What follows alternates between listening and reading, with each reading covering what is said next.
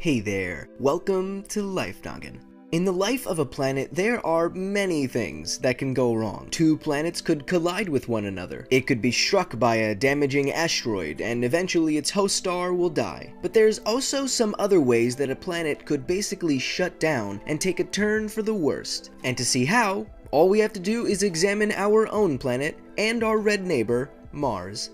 Before we get into the terrifying idea of planetary death, and believe me, you'll want to stick around for it, I want to take a moment to thank our sponsor, Best Fiends Forever, which is the second game in the Best Fiends trilogy. Not only did they help me make this video possible, but I think the game is crazy fun. In it, you can slap some nasty slugs, collect some coins, and level up while trying to get as fast and far as you can. The new Ice Queen event is happening on February 3rd, and you can unlock rare rewards that will only be available for 2 weeks. Download the game for free and get going. Okay, let's get back to destroying planets.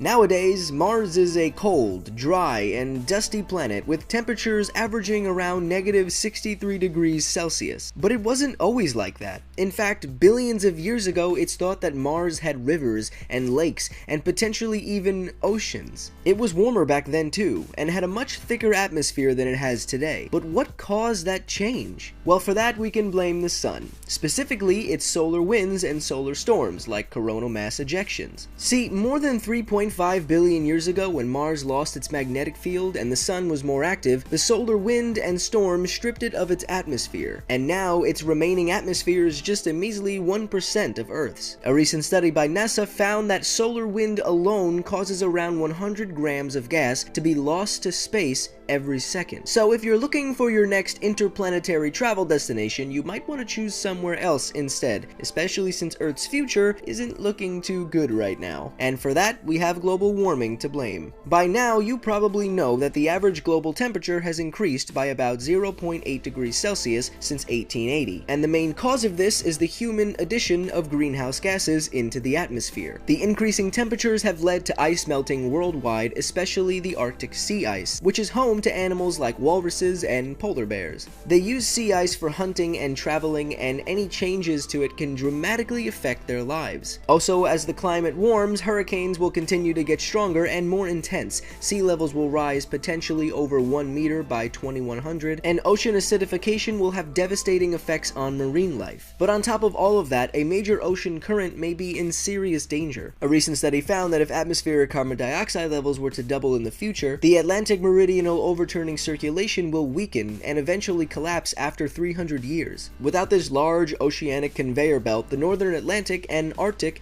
will get cooler. Areas south of the equator will get warmer. Precipitation patterns will change, and there will be a greater reduction in Antarctic sea ice. The Earth is looking less and less appealing the more I go on, isn't it? That's why it's so important to start taking care of it now, so that some of this stuff can be prevented. The very least we can do is try to keep this planet in as best shape as possible until the sun eventually turns into a red giant, incinerating the inner planets and turning Earth from a wondery waterland into a scorched wasteland. And even though this won't happen for several billion years, life on Earth won't be possible after only 1 billion more, as the sun's increasing luminosity boils all the water away. I'm just the bearer of bad news today, aren't I? Well, on the plus side, until that happens, we have the internet.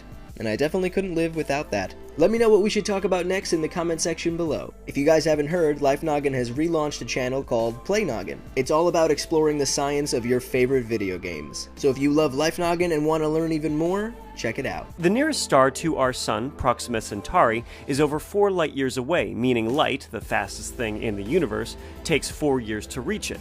Our galaxy is over 100,000 light years in diameter. If there are other intelligent races spread all across it, we better figure out some way to up the cosmic speed limit if we're going to interact with them. As always, I'm Blacko. This has been Life Noggin. Don't forget to keep on thinking.